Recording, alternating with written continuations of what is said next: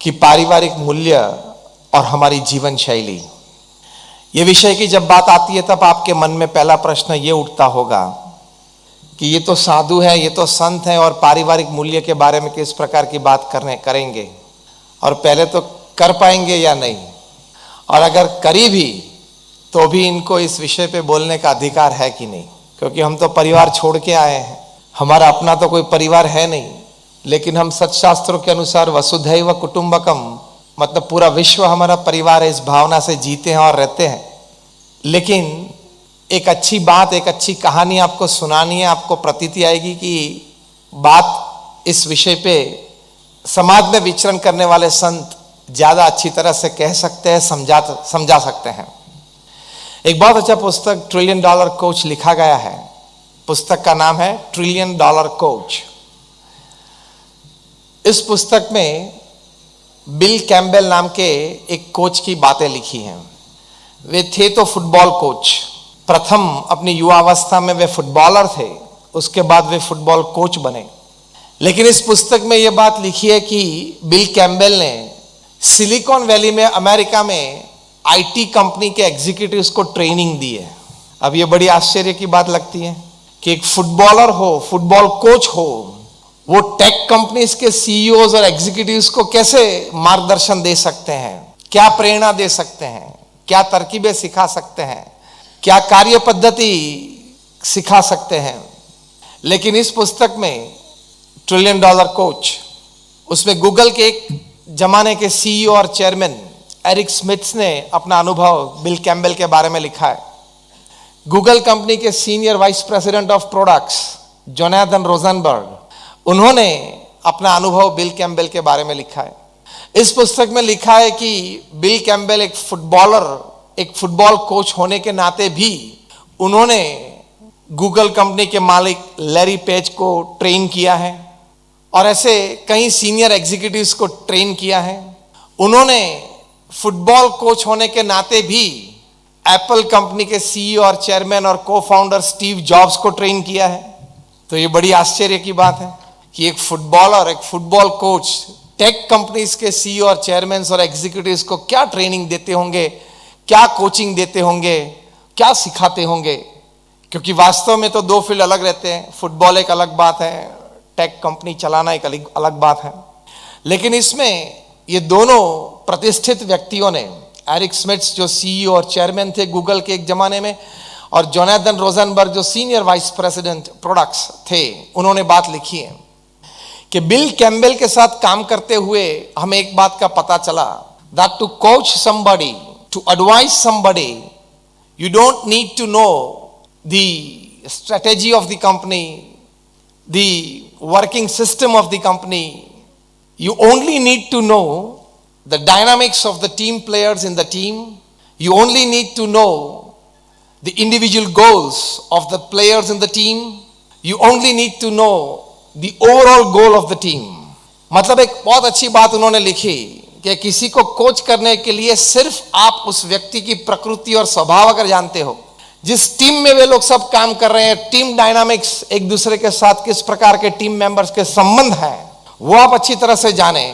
Individual goals in लोगों का क्या है और टीम गोल्स क्या है, वे आप अच्छी तरह से जाने, तो आप अच्छी तरह से उसको गाइड कर सकते हो। स्ट्रेटेजी या कंपनी का टर्नओवर या कंपनी का प्रोडक्ट वो जानने की आपको जरूरत नहीं होती है।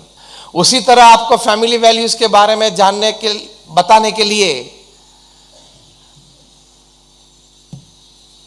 हमको आपके फैमिली रूम में बग्स रखने की जरूरत नहीं है, क्योंकि इस भगवान स्वामीनारायण के वक्त से आज तक बीएपीएस के संत घर ऑफिस में पधरामनी करते हैं और हम घर घर जाते हैं, परिवार के साथ बैठते हैं। मैंने भी अपने जीवन में दुनिया के 30 देशों में 25,000 से ज्यादा परिवार की व्यक्तिगत मुलाकात ली है, उनके घर पे जाके हम बैठे हैं। और उससे भी ज्यादा हमारे गुरु हरि प्रमुख स्वामी महाराज जिनकी जन्म शताब्दी महोत्सव मना रहे हैं, उन्होंने 3.5 लाख घरों में पधरामनी की, उस परिवार के साथ बैठे, उनके प्रश्न जाने, समाधान दिए, उनको संस्कृत किया, व्यसन मुक्त किया। तो उनका जो अनुभव है वो आपसे शेयर करना है। तो एक टीम डायनामिक्स जानना तो अच्छी तरह से एडवाइस कर सकते हैं, कोच कर सकते हैं। तो फैमिली वैल्यूज की जब बात आती है तो आज समाज में 3 प्रकार के फैमिलीज हैं। एक है जॉइंट फैमिली, मतलब 3 जनरेशन साथ में रहते हैं, उसका लाभ बहुत है। बच्चों को मतलब पोते पोती को संस्कार अच्छी तरह से दे पाते हैं दादा दादी। जब कोई भी परिवारजन घर पे आते हैं बाहर से, तो दादा दादी घर पे होते हैं तो एक अपनापन महसूस होता है। और दादा दादी की गोद में बैठ के छोटे बच्चे हमारी महान भारतीय संस्कृति के बारे में रामायण महाभारत श्रवण प्रहलाद नचिकेता ध्रुव की बातें सुन सकते हैं। तो शिक्षण के साथ संस्कार मिलता है, क्योंकि बाहर तो वो डिफिकल्ट है। बाहर तो ग गणपति का नहीं चलेगा, ग गधे का चलेगा। क्योंकि if you decide to put ग गणपति का ग, then you are saffronizing education, it is not a secular trend. ये सब बातें आ जाएगी, ये डिफिकल्ट आ जाएगी, क्योंकि सेक्युलरिज्म का अर्थ गलत तरीके से पेश किया गया है। Secularism is not know religion, secularism is every religion is good and good. वो इसका अर्थ है। हर धर्म अच्छा है, उसकी सीख अच्छी है, लेकिन हम ये मानते हैं कि सेक्युलरिज्म, आज की जो जनरेशन है जो कॉलेज गोइंग है, स्कूल गोइंग है, तो ये मानते हैं secularism, see that's no religion. तो उनकी समझ में फेर है। समझ में क्या फर्क है? Secularism means all religions are good, they are great, they preach well, you follow the instructions and you can be a good human being. तो जॉइंट फैमिली में ये एक लाभ रहता है। दूसरे प्रकार का जो फैमिली है वो है न्यूक्लियर फैमिली। हम सभी साइंस पढ़े, हमें पता है एटम क्या है। एटम में एक प्रोटॉन होता है, एक इलेक्ट्रॉन होता है, एक न्यूट्रॉन होता है।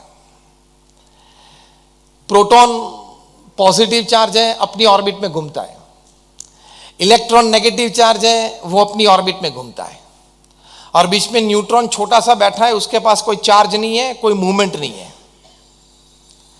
तो आज की परिस्थिति बड़े शहरों में ये न्यूक्लियर फैमिली की आ गई। पिताजी प्रोटॉन है, अपना चार्ज है, बिजनेस है, घूमते रहते हैं। माता जी है, वो इलेक्ट्रॉन है, उसका अपना चार्ज है, सोशल किटी पार्टी ये वो चलता रहता है। और बेचारा छोटा सा लड़का न्यूट्रॉन है, उसके पास कोई चार्ज नहीं है, कोई अथॉरिटी नहीं है, बीच में बैठा रहता है, उसके पास कोई मूवमेंट नहीं है।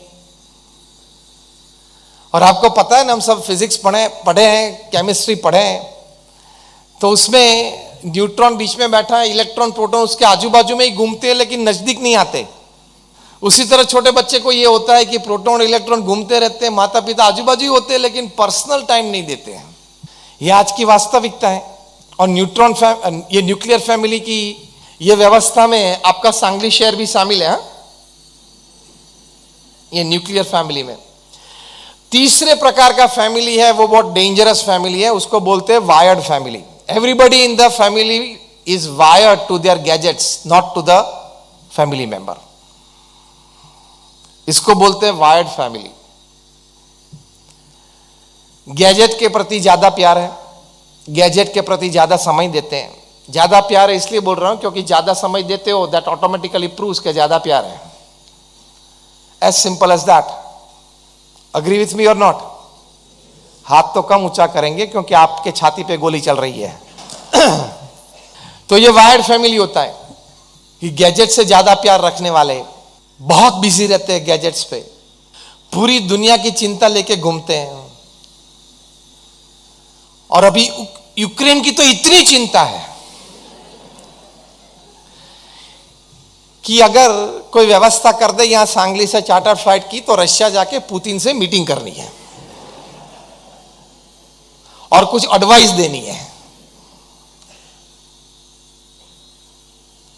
आप में से कई ऐसे बैठे होंगे यहां जिन्होंने, अब ध्यान से सुनना, I am firing a 303 on your chest. आप में से कितने यहां बैठे होंगे जिनको यूक्रेन की परिस्थिति जो अभी है उसके बारे में जितनी माहिती है, इंफॉर्मेशन है, इतनी इंफॉर्मेशन अपने बच्चों के फ्रेंड्स के बारे में नहीं है। सन्नाटा छा गया।